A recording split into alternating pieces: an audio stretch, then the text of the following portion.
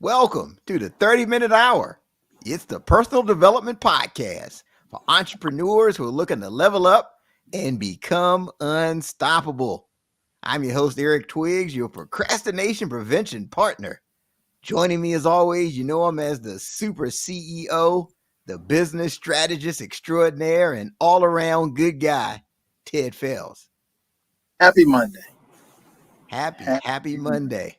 Happy Monday. It's good to be here. Monday's upon us once again. What were you about to say, Ted? It's good to be here. It's interesting.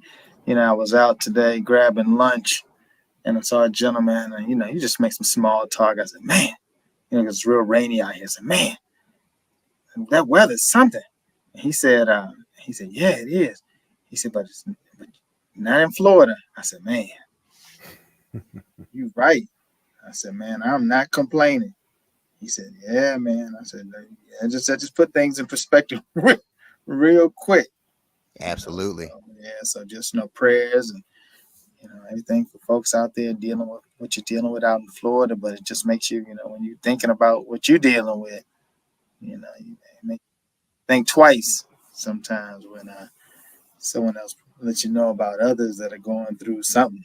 You just talking about this. Let me just go ahead and just zip this jacket up a little bit and go and get my car with my little sub and keep it quiet. Yeah, I mean, we talk about the fact that it's a slight drizzle, but the folks in Florida are dealing with life-changing hurricane in a lot of instances. And like Ted said, thank you for bringing that up. Our thoughts and prayers are with the people in Florida, and it just shows you how everything can change in an instant. And it kind of goes back to what we talked about this morning on Thank God It's Monday. I'm not going to give a whole lot of it away, but at the end of the day, we really aren't in control like we think, and everything can change in an instant. You have to be thankful and really just reflect on what you do have ultimate control over. So hopefully people will go back and check out the thing. It'll be on the Apple Podcast and Spotify formats. You can go to YouTube or Facebook, wherever you watch us, and it's called The One Thing That Makes Anything Possible.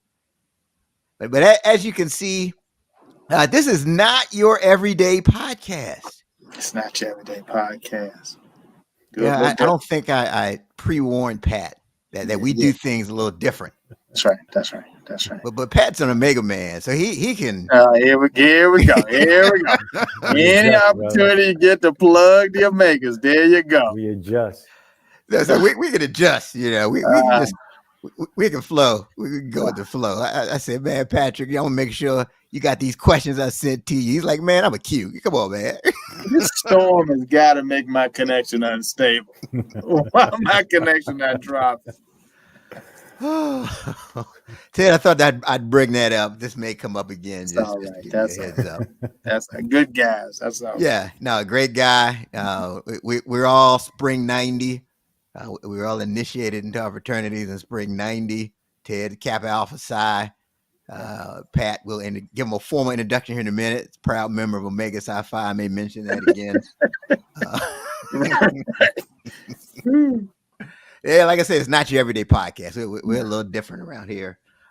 One thing before we get going officially with this show, don't forget to check out Coffee and Conversation. Coffee and Conversation. We did it just this past Saturday, October 1st. We asked the question, are your goals small and boring? That's the question we posed, and we were making the point that your goals need to excite you. We can't have this whole fear of failure thing. We really went through a lot of specific examples on this. So this is something you want to go check out. You can listen to it on the podcasting platforms. You better listen to it on the podcasting platforms tomorrow, but you can go to the What Now Movement Facebook group, click the join button, and listen from there. So today we're going to talk about how to make your dream come true. That's our theme. How to make your dream come true. Shout out to Jerry Holiday, who just commented. Hello, sirs. Hello to you, sir. Thank you for commenting. And those of you, I see quite a few others that are watching us from various places. Please comment. We want to make this thing interactive. But we're talking about how to make your dream come true. Ted, I don't know if you knew this or not, but only 1% of college football players achieve their dream of playing in the NFL. 1%? 1%. Yeah, that's the number. So everybody wants to play in the NFL. Only 1% actually play. Our guest today is part of that 1% who made his dream come true. In 1987, he was signed by the New York Giants, and he played for 4 Super Bowl winning coaches.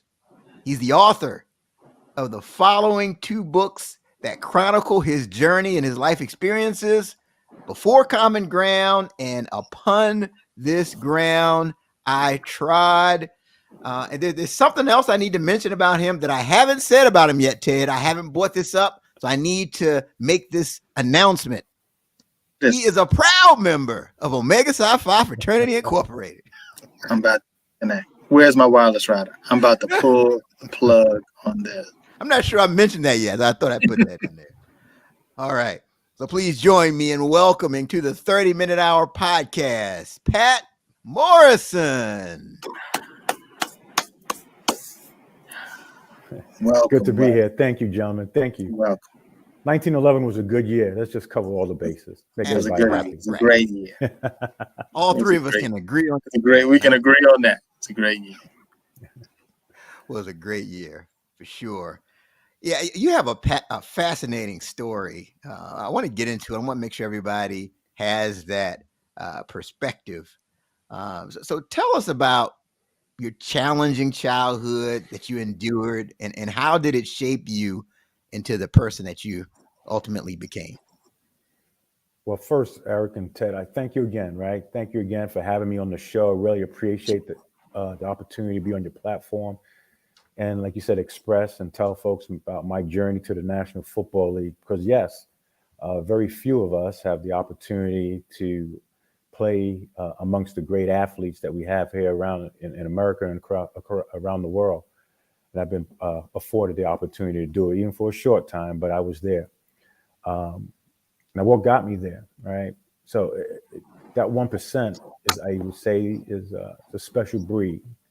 Whatever motivates them and drives them to excel at the level that they do sometimes is personal. And they use that platform to express that personal motivation to allow them to excel at a certain level above everyone else. Sometimes it's not the athletic ability. Some of us in our own neighborhoods growing up could probably call out some names of some guys you knew in the neighborhood that could ball and they should be in the pros, but they're still in the neighborhood, right? And so when you look at me, I can't say I was probably the best in my neighborhood or even on my high school team, but I had a different motivation. And to go to Eric's question, what motivated me to separate myself was that inner, and I talk about it in my book, Before Common Ground, that inner anger that I had from some previous experiences growing up in England. As you see in the book, the English flag, I was born in London, England, came to the United States when I was 8 years old. And prior to that, I stayed with my aunt, my mother's brother's wife in England. And in those 2-3 years where my mother was here setting up shop, I endured some abuse that I go into detail in the book that has stayed with me throughout my career. But thankfully for football, I had an outlet, right? And we see sometimes youth today don't have an outlet to let out some of those frustrations, some of those angers, some of those things that go on behind closed doors. A lot of us don't see.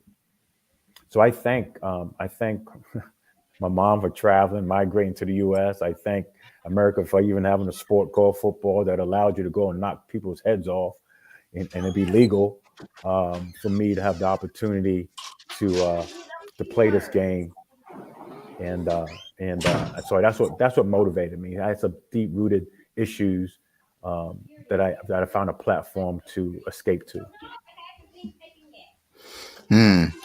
That's interesting. So you you went through some challenging times, but you found like that became your fuel kind of as you were coming up through the ranks. So if you could go back and talk to that younger version of yourself based on what you know now, like what advice would you give to your younger self?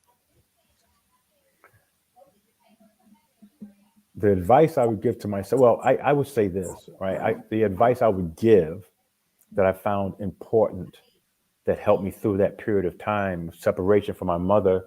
And when I did finally come here, that really helped me out because I didn't have, my father wasn't around.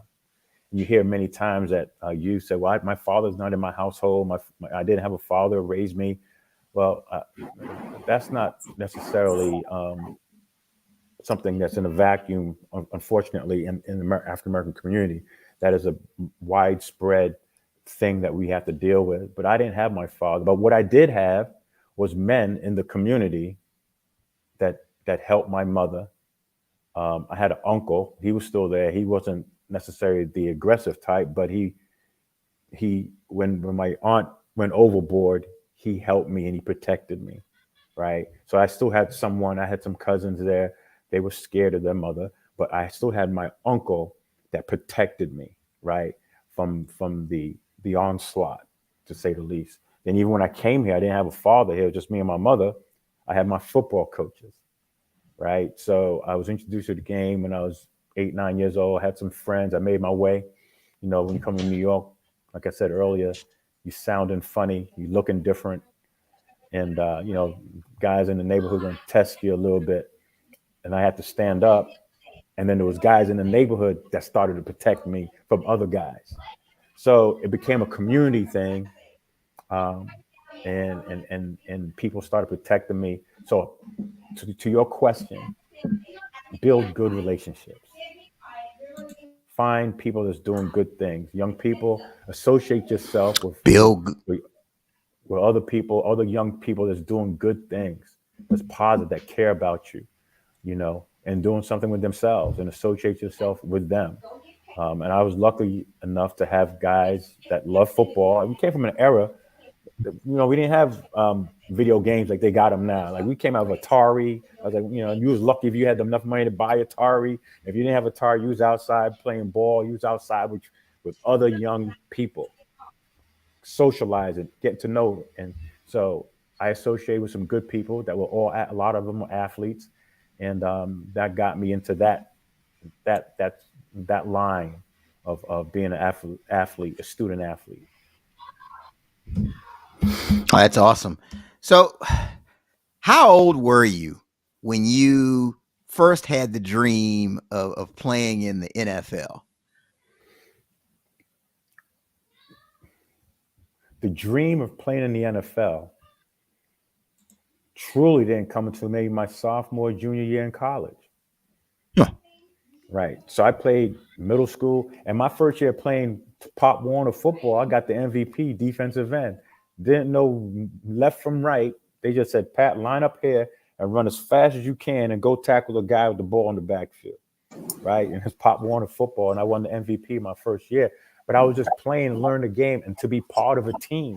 Because like I said, I wasn't necessarily the best guys on the team. We had guys named Biggie, Big Ben, you know, McKean. These guys went to play on to play for Maryland, went to play on for Nebraska, went to play on for Duke. Like these guys were some ballers. And the little old English guy just run over there, Pat, and make it. So I didn't really have the aspiration because I thought maybe these guys would go pro. But what happened was sophomore year in college, or sophomore going to junior year, my college coach was Kevin Gilbride. I don't know if that name sounds familiar to you or anything. Yeah. He was the offensive coordinator for the New York Giants for their last 2 Super Bowls. He was my college coach. And he really got me prepared to learn the game of football from an analytical perspective. I had the athletic ability, but I still had some shortcomings. And I talk about it in this book where I thought I was so great that I should have been starting as a freshman. And I was good. I ain't gonna lie. I still got a little arrogance about me now. Right? I should have been starting. But he saw something in me I ain't seeing myself. He saw that I still had some shaping to do. Right. So when he left, my sophomore year, college pro scouts started coming, and I heard him. My coach said, "Pat, pros are looking at you." I said, "Really?" Yeah, they were looking at me. So going my junior year, I think I had 5 or 6 interceptions. I had a lot of tackles, a few knockouts, and after that, I was like, "Man, Pat, you may get drafted. You may go pro." And I was like, "Really?" So let's go get it. And from that point on, I think I said I could make it. But prior to that, I was just playing the game for the love of the game. Wow. Which I think is a little bit different now, right? I think it's a little bit different now. Maybe because the changes in the game, the technology is different. I don't know what it is. I don't know if everyone, I'm going to say quote unquote, if everyone is playing the game for the love of the game. They may be playing it more for the money, because the money is a lot different than when I played, right? The money is hundreds of millions now. But I'm not quite sure if they care if they win or lose. When I played, we all played. It hurt if you lose. I'm not changing jerseys when I lose a game. I'm sorry. That's not where I'm cut from. Or my era. We're not cut from that. We don't even like you when we see your game, or after the game, we don't like you. That's just the way we looked at football. Now it's different now. We see it. It's different. So, well, it's one thing you said something. You talked about some interceptions and tackles, and you said like 5 knockouts. I was like, you talking about boxing? You talking about football? Like knockout? Like, yeah, that's pretty serious that y'all kept counts on. I guess putting you out. Well, I took pride in it because I was 6'3", 185 pounds. Right. So if you look at me, an opposing team, like, oh, he's a skinny defensive back. And I've always been thin. I've always been skinny. When I was when I played defensive tackle, defensive end in high school, I was only like 175 pounds, 170 pounds. It's 6'3". Right. So, and because of that, I knew I had to come a little bit faster. I had to come a little bit harder. And if I wanted to play on my high school team, if anyone's listening from New Rochelle High School, New Road football, the home of Ray Rice, the home of Pat Morrison, and a few other pros that we have there, that's how you play ball from where we come from. No matter how small you are, how big you are, it's an attitude that we have in New Road football. So when I got to Southern, I got challenged. But you from New Road, you don't care about challenges, brother. You just handle your business. So did you encounter people who were kind of doubters or naysayers about the NFL, wanting you to be more realistic? Did you run into any of that? No, I'll be quite honest. No, and none of us really talked about playing in the NFL.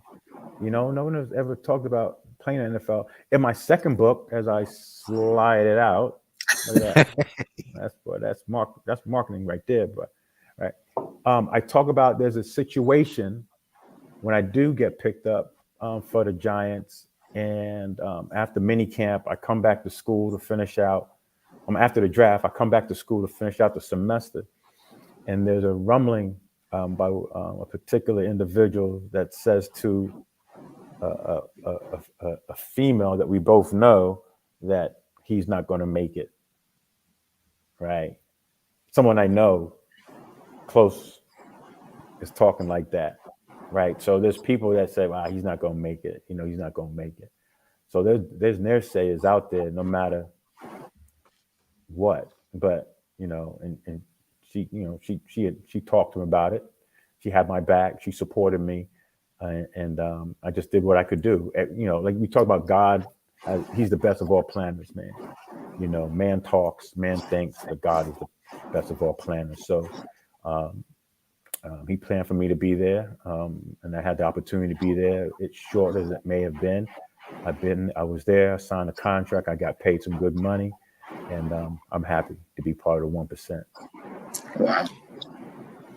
Yeah, so just because this fascinates me, right? Because Like I can remember being 7 and 8 and 9, and I was in the backyard. I'm thinking in my mind, I'm Walter Payton, I'm Jerry Rice, I'm these people, and I that was was on those my mind. people. I was those people. How could you be those people too?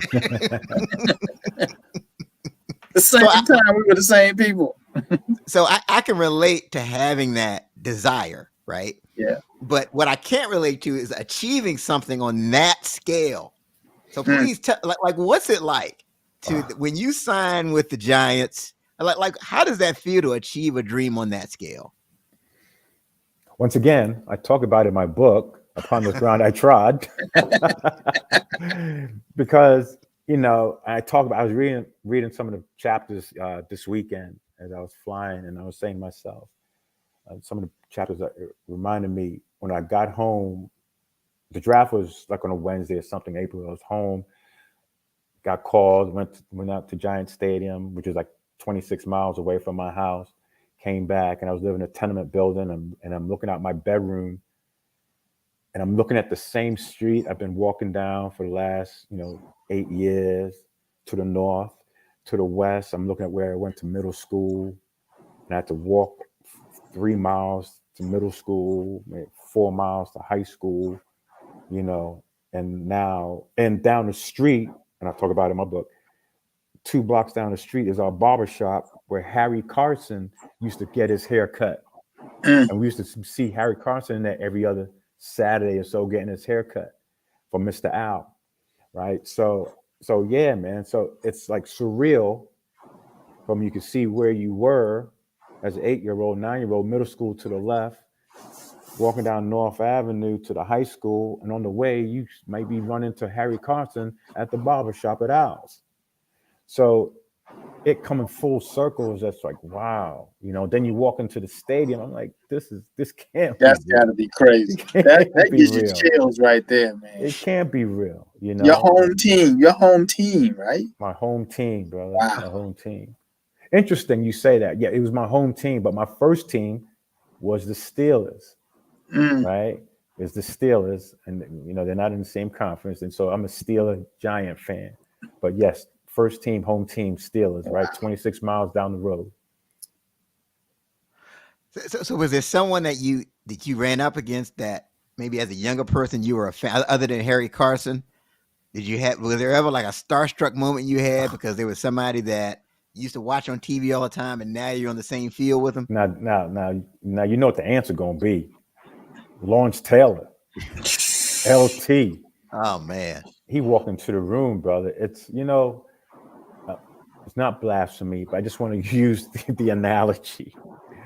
It's like when you walk into the room, bro. It's like Jesus walked into the room, brother.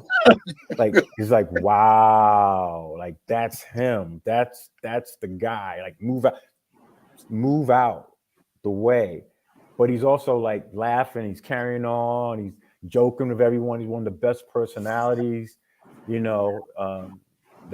that he has, man, for everybody. He's really a nice guy, man. He just loves football, and he's one of the best athletes I've ever seen. Because I think if those that remember back in the day, he used to have some issues, or he was free with himself, and he sometimes would come to camp maybe like heavy, maybe 260, 265, outside linebacker. But he would make a rookie look like like his rookie's feet is in the sand, stuck, and he's not even in shape yet. And he's moving like that at 265, man.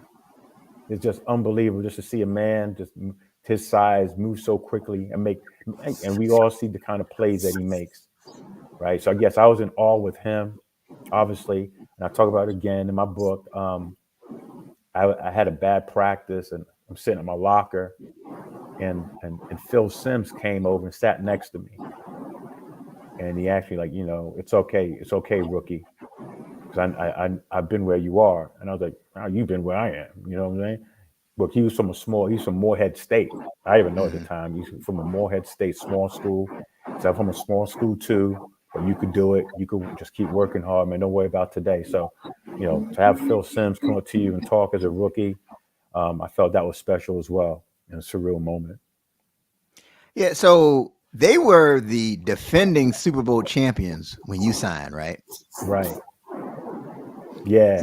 And it's interesting, brother. And I'm gonna go back real quick. Just how things work. They were defending champions, and I never thought I was going to be there because during that time when the coach was saying, "Pat, you're gonna go pro, you can go pro," and I said, "Really?" The Raiders kept on coming in and testing me, and the Raiders was one of my top teams too because they had a defensive back named Lester Hayes, Mhm. and my number was 37. His number was 37. I wanted to be like Lester Hayes, and I actually tried to play like Lester Hayes in college. And Bill Bry was like, "Man, stand up." Lester Hayes used to get real low, and I said, "That's a whole nother story." But anyway, but so I thought I was going to go to the Raiders up to draft day. I thought because they came multiple times to see me. Um, um, the Giants called first, and I went with the Giants. But 22 years, 35 years later, my son, who played for Army West Point, got picked by the Raiders. Wow. That's So I incredible. pulled out all my Raiders letters and they did it. So talk about 1%. We've been blessed, brother. We got two 1%ers or 2%ers in the crib. So and God has blessed us, man, with that opportunity. So through him, my fulfillment for playing with the Raiders was fulfilled. My dream of playing with the Raiders was fulfilled through him. I mean, that's incredible. I mean, it's incredible that your son would play in the NFL, number one, and then number two, that he would play for the Raiders of all the teams. That's one of Right. the teams places that you wanted to go. So you played for 4 Super Bowl winning coaches. Like, Yes. what are some of the lessons that you learned that relate to the business world or relate to life in general? Yeah. So who should I start with? Well, I start with Parcells, right? Parcells, there's a time to play and time to be serious, time to get the job done. It's okay to have fun while you work, but make sure that you execute, right? So we had a lot of guys that they joked around and they were good. They were starters. I'm not gonna mention any names. But the moment you slip up, he's gonna be in you. Parcells gonna be in you real quick. So you reduce the playing around time. You can have fun, but now every time you mess up, he's gonna point it out to you, and no one wants the head coach to keep calling their name, right? Because that adds up, and then they take a notes on that, right? Um, so that's that with him. So you could have fun working. You could have fun. As tough as the game is, and you see a lot of guys out there having fun now, right? There's no doubt about that. But Parcells just ran a different camp. Belichick, I think we all hear it, and nothing's changed with him. Dry sense of humor. He has one though. He does have one. Dry sense of humor. Just do your job, bro. Just do your job. Don't worry about what you saw over there that he missed. Whatever. What's your job, right? And there was many times, not many times, there's a few times where I saw something. I said, I can make this play, but I was out of position. I made the play, but that's not where I'm supposed to be. Somebody else is supposed to be there, right? Because we know in a numbers game, at any moment in time, that could have been your play if say the running back decides to bounce it out and you stick your head in the middle, and you're not supposed to be sticking your head in the middle. You're supposed to make sure that you maintain outside leverage. So, little things like that. Some folks, some kids. I had a conversation with someone today about this UTEP game. Guy made a play, ran it back 100 yards for UTEP. I was like, man, that. And my critical eye, what's been in my head all these lives, I'm like, he picked it up on the left side of the line of scrimmage, but he was lined up on the right side of the line of scrimmage. So I'm saying to myself, how did he get from the right side to the left side to get that fumble and run it back? He was pushed all the way down the line of scrimmage. Okay, he made a great play, but was he really supposed to be there? He wasn't supposed to be there. He was getting beat up, and he was in the end zone when he caught the fumble. So not only was he pushed to the other side of the field, he was pushed back to the other side of the field in the end zone. Wow. So technically it was a touchdown, but the guy fumbled the ball and he just happened to be there. We don't want to play on luck. We want to be where we're supposed to be. He lucked out that time. Hang on, real quick. So you mentioned Bill Parcells, right? And the whole idea of do your job. I heard about it when he was at the Patriots. Are you saying that was his thing even back then with the Giants? Oh yeah, that's the way. Remember, he's also a West Point coach. You know, he coached at West Point, so he has this way about him, and I think it's important, man. When I coached many years in Pop Warner and youth, and you know, everyone says, "Oh, my son's the next Montana, my son's the next Jerry White," you know, whatever running back, whatever it may be. But like I said, there's a lot of them on the street corners still, right? So, and the ones that make it are disciplined in their skill set. So you have to do what you need to do. And Parcells, Coach Romeo, Cornell, Belichick, they were always like that. I don't know if there's any Eagle fans listening out there. Any Eagle fans? I'm not an Eagle fan. Obviously, you know that as a Giant. But the offensive line coach for the Eagles right now is Jeff Stoutland. Jeff Stoutland was my teammate at Southern, who also played under Gilbride. He got championship rings with Florida. He got championship rings with Alabama, and he was there when the Eagles went, right? And I know that's just how he coaches.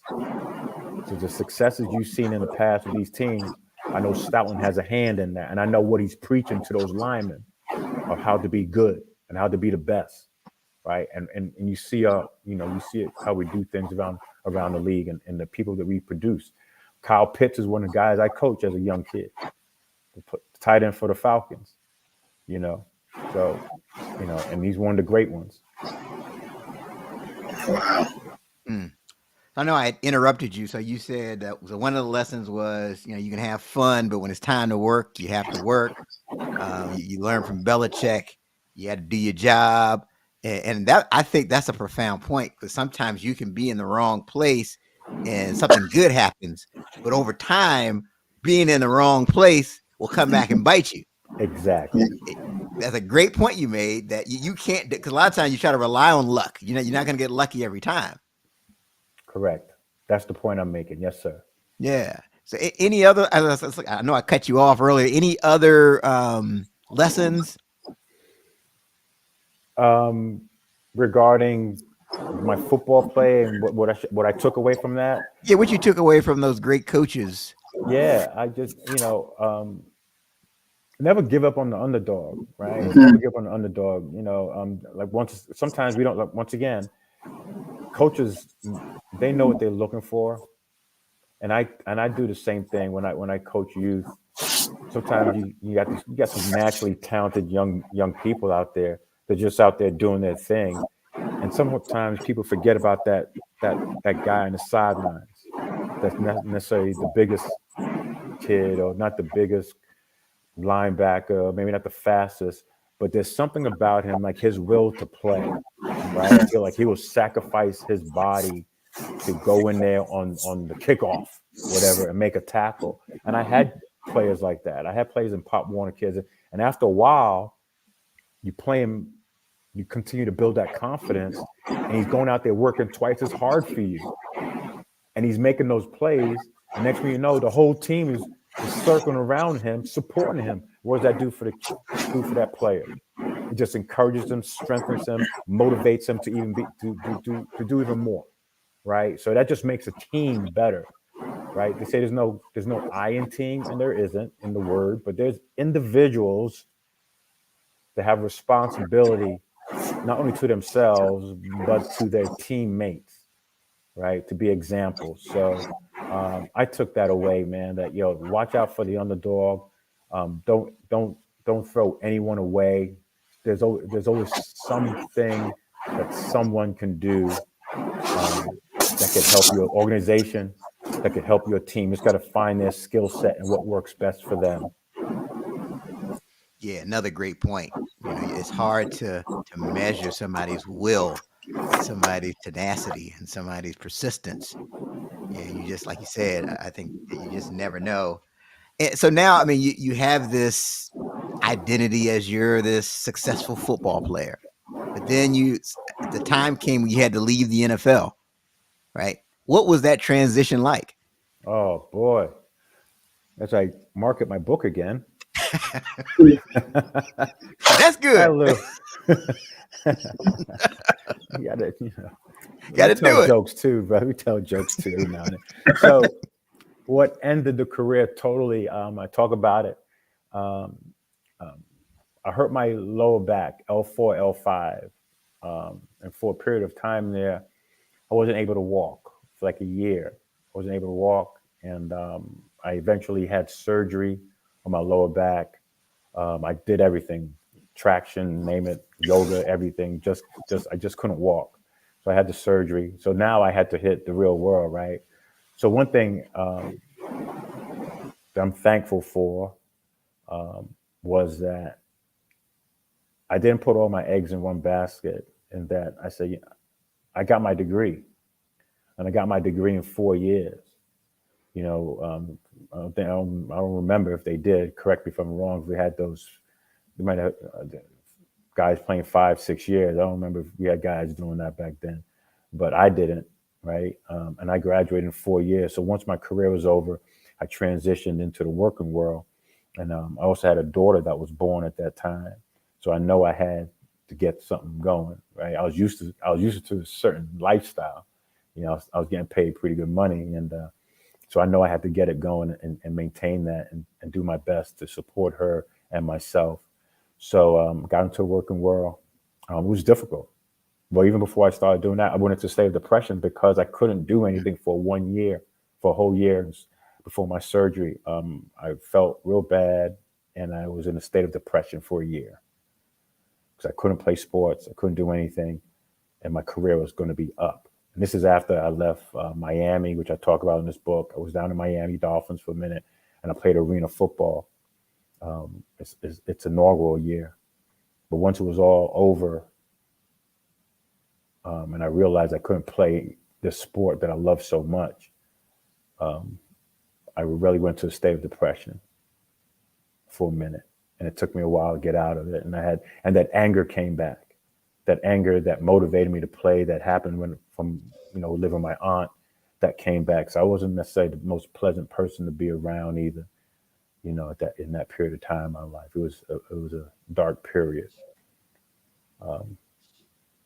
Yeah.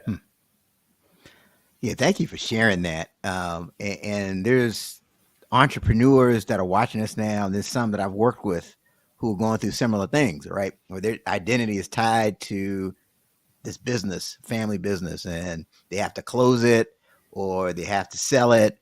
And they go through what we call Brett Favre syndrome, where their identity is tied to it. They don't want to give it up, even though it's time to transition.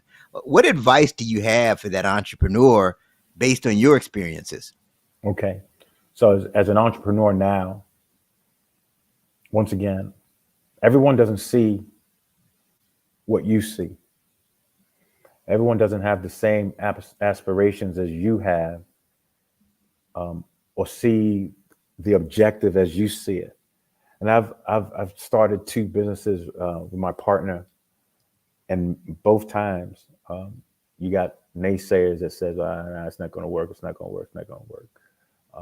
And the first one worked very well. It was a beverage company, but we know, those that know business know that sometimes the big boys, the monopoly companies, sometimes they come and want to buy you out, or they shut down some opportunities for you, for you to go on your own, because they own maybe the distribution line or whatever. But now I'm in a business that's a technology business that no one thought it would work. I hear the same naysayers. Oh yeah, you doing this again? You guys doing this again? But hey, we've signed some major contracts. We're getting paid some major dollars, and I can't say anything now, but in the very near future, all of us will be using it.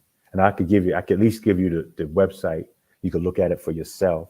It's called groupview.com, GROOPVIEW.com.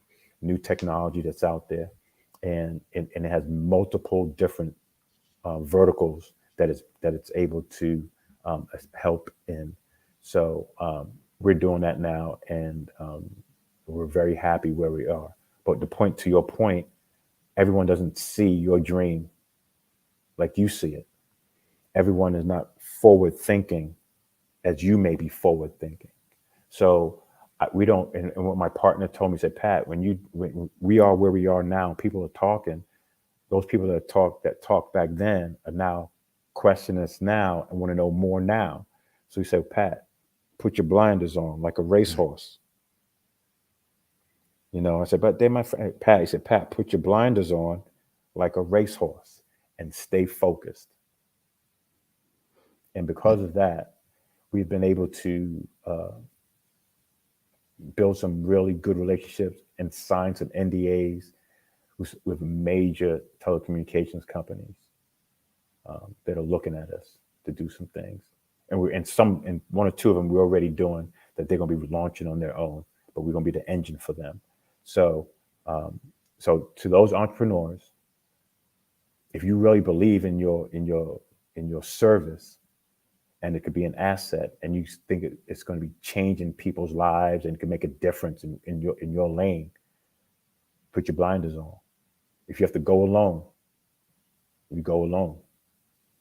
If you have to use your credit card to stay afloat, you use your credit card to stay afloat. Because we even went there. But we got there, and now they're paying us now. Sometimes you got, if you believe in what you believe in, if you believe in your service and what you have to offer, and it really has a benefit to people, or whatever it may be, put your blinders on. And I think you have just this awesome perspective because you know what's possible. You played in the NFL. You had people telling you the same thing about the NFL, right? Oh, well, yeah, you're not going to get cut. Yeah. But let me add to that, brother. I told you my son got picked up by the Raiders. And this is how far and how deep it goes. So my son is an undersized defensive back. He's 5'10", 5'11". But he said to us, me and his mother, years ago, what do I need to do so you guys don't have to pay for college? I said, you don't worry about that, man. We got you covered. He said, no. Do they give out scholarships for baseball and basketball and football? I said, yeah. So he said, I want to play all three so you guys don't have to play. I said, no, you don't have to do all that, son. You don't have to do all that. But he wanted to play a sport so his mother and father didn't have to pay for college. But so he goes to his school counselor. And, everybody wants to play for Miami. Everyone wants to play for Florida State. So he goes to his counselor and said, what do I need to do to play for Miami? And the school counselor tells him this: you'll never play Division I football. You're too small. You'll never do it. Man, why you tell my son that? So my son came back, told me, I said, well, son, don't worry about it. You're going to play. And he goes, I'm going to play both sports, because he was a good baseball player too. I said, nah, when you get to high school, man, you got to pick one. I don't want you to go both. Just focus on one and just go get this thing. So I want him, our priority in our home is academics, right? Don't worry about the sports, man, academics. So he picked football. Went to Pitt, went to big time schools, because he was doing his thing in high school, and the schools was like, yeah, he's really good, but no one really wanted to get him signed to that letter. There was a few FCS schools that wanted to sign him, but then Army signed him. So he went to West Point. So now he got the best of academics, and then he has to go to West Point. Yes, there's a commitment, but he went to West Point, and he played, backed up as a freshman, and now NFL football player. He was a freshman backing up a current NFL football player, Elijah Davis. Elijah. He'll come to me in a minute.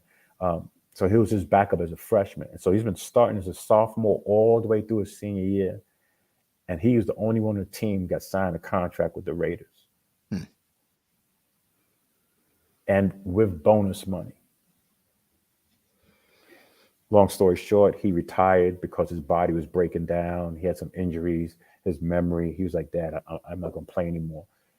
And he reminded me, I never wanted to play pro, Dad. I just wanted for you not to pay for college.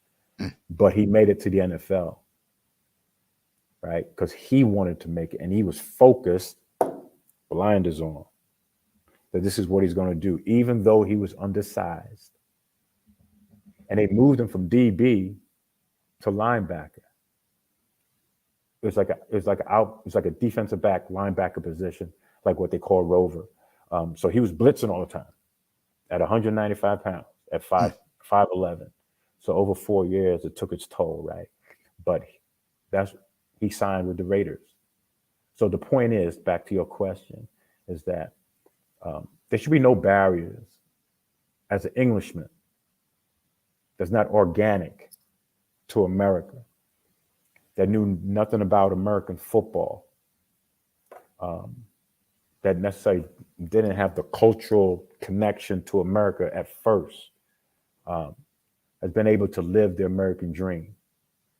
Now, this is 2 books, because there's a trilogy, because I've been here long enough to understand about the American dream as well, right?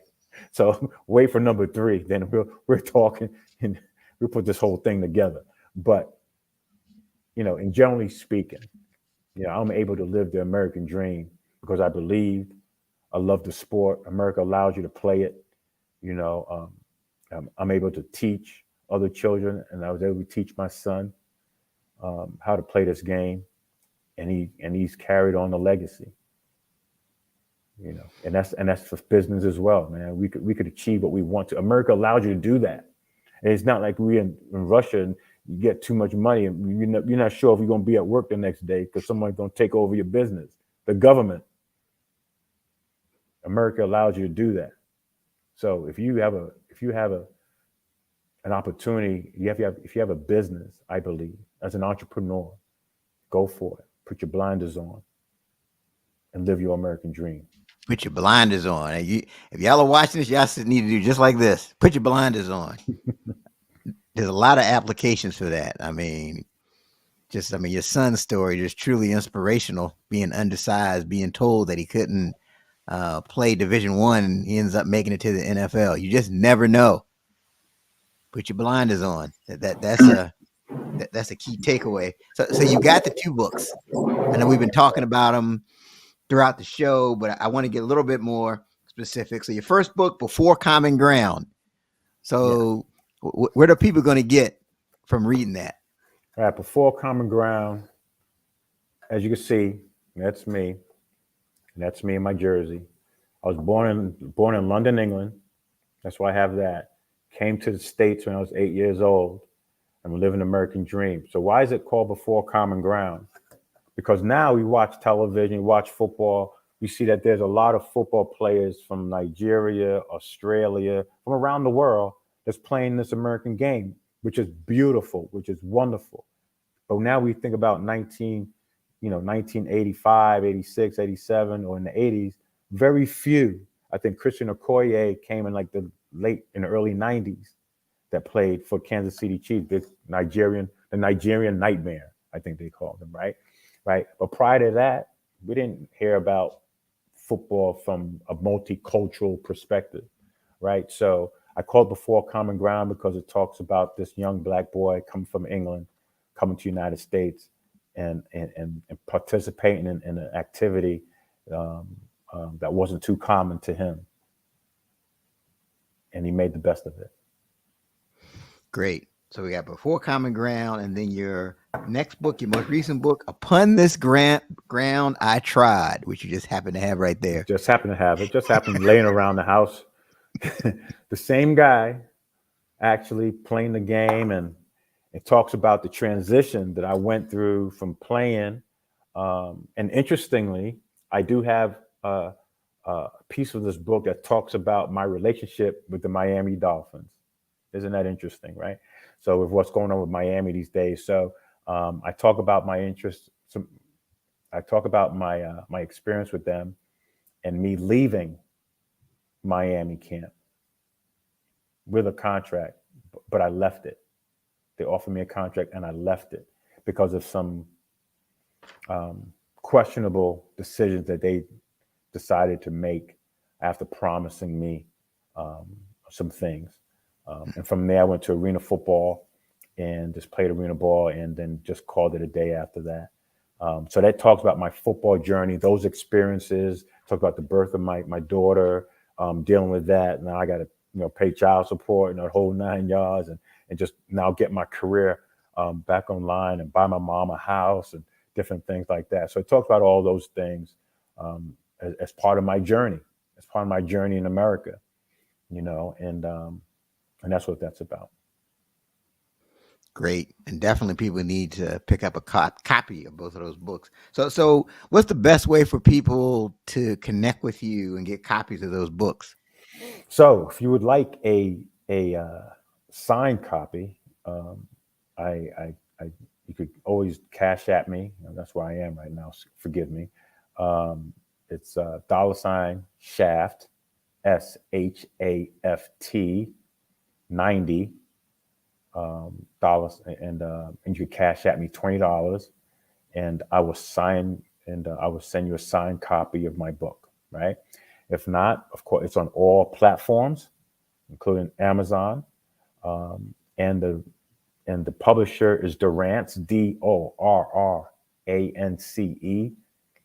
Publishing Books. You go right to that, and you could just type in the title of the book, and you could buy it there as well. So you go to Amazon, or you could go to Dorrance Publishing and pick up my book. Fantastic. So we're going to the final segment. It's called Write This Down. And this is where we each go around and we leave at least one idea from today's episode that we want our followers to write down so they can level up. So Pat, you're the guest of honor. What should the people write down from this episode that they will want to remember? Believe in yourself. Believe in yourself. Absolutely. Write that down. Believe in yourself. Fantastic. All right, Ted. Man, so much great stuff you shared, Pat. I was over here taking notes, but I'm telling you, because I always use a lot of sports examples, and I'm tell you, and then to hear you talking about, some of the great ones. You're talking about, Belichick, why those guys are successful, all the time, and it's like you just know, like some people will say, oh man, it's just, he's got Tom Brady. Well, Belichick has always been successful. He's always been successful. And one thing that you said was, do your job and execute. If everybody on the team does their job and executes, whether it's in sports or, in business or, just whatever, if you do your job and execute, and you keep doing that, right? Like you said, I mean, you could luck up and be in the right place at the right time. But what about all those times you're in the wrong place? That's right. Right. Yeah, what about all those times? If you continue to be in do your job, according to plan and execute, the results are gonna, more times than not are gonna play in your favor. So definitely, that was something that I definitely feel that should write that down. Do your job and execute. Do your job. Absolutely. Yeah, that was a huge takeaway for me. But now I see I have to come up with something else. Yeah. So I was thinking, I could look when I was saying it, because I know how that is, Eric. Right? When you be like, man, I sure hope the first one take it. And you had that look on your face like, ah. So you got me, Ted. But no, seriously though, I have another one. But no, do your job. That's a good one. But like Pat, when you said watch out for the underdog, right? I started thinking about that. If you look at football, people that are considered the GOAT, either at one position or a period, in many cases they weren't the greatest athletes. They weren't the most gifted. Like if you look at Tom Brady's combine workout, he doesn't even look like he should be a football player. You look at him run, you look at him, but many consider him to be the GOAT. And I think that there's certain things that you just can't measure, right? There's certain attributes you can't. It's hard to measure somebody's heart, their will, their determination, their tenacity, their perseverance. Yeah, they just want it badder than everybody else. It's hard to measure those things. So that's why I think it makes it easy to have your blinders on when you know that you can make it. If you really drill in and you focus, don't focus on what you don't have, but focus on what you do have and make the best of it. So write that down. That's a good one because Tom Brady did look like a wounded deer when he tried in the combat. And even now, when he tries to scramble, still look like a wounded deer, but he's a GOAT. Yeah. Right? Yeah. But even like Jerry Rice, one of my favorite players of all time, he ran like a 4.6 in the 40, something like that. It was, not the fastest person ever to play his position by any stretch. Yep. But he ran by people. I don't recall too many times seeing him getting run down from behind. Once again, and upon this ground I trod, I write about Stephen Baker, the touchdown maker. Yeah. He came out when I came out. Stephen, 5'7", 5'8", 150 pounds, 55 pounds. I spoke to him the other day. And in my book, I talk about the first week we was doing one-on-ones. When you got a defensive back, I go against the wide receivers. And I was on one side of the field, and I'm watching Stephen on the other side of the field. And after a while, you're supposed to switch sides. And I'm sitting on my side, going with these receivers, and I'm watching. And one thing you hear over there is, woo, woo, woo, woo.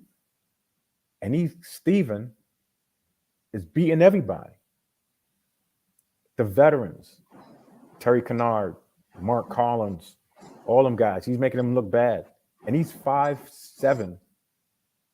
He's quick. But if you saw him today, you would think he was still in 8th grade. And that's how he looked back then. We're like, how this little guy? Because it doesn't matter what you look like. Do you produce? Do you do what your coach asks you to do? Can you get open and make the catch? And if you go back to 1990 Super Bowl, he made the catch. He made the catch. He made catches for the Giants, man. So and that's all they want. They want at the end of the day, can you make us win? Can you make us win? Do you want to win? Do you want your business to win? Stay focused, execute. And that's real interesting. That 90s Super Bowl, that was against the Bills. Yes.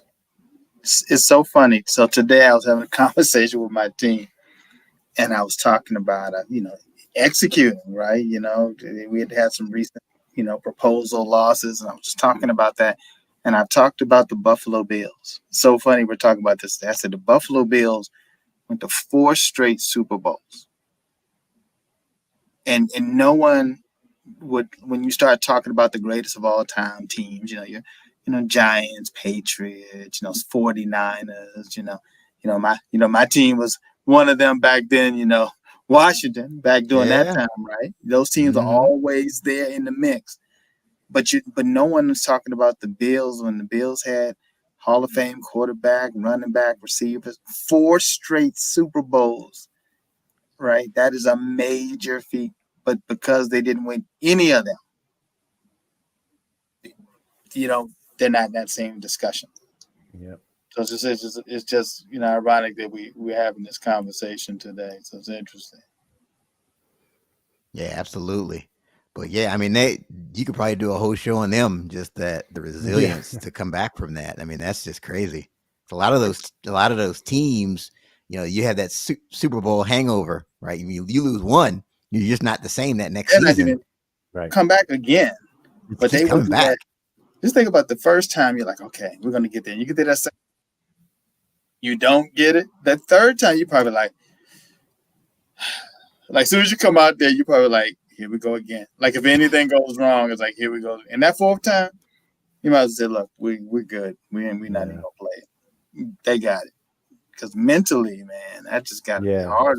I can imagine a strain. Yeah. Absolutely.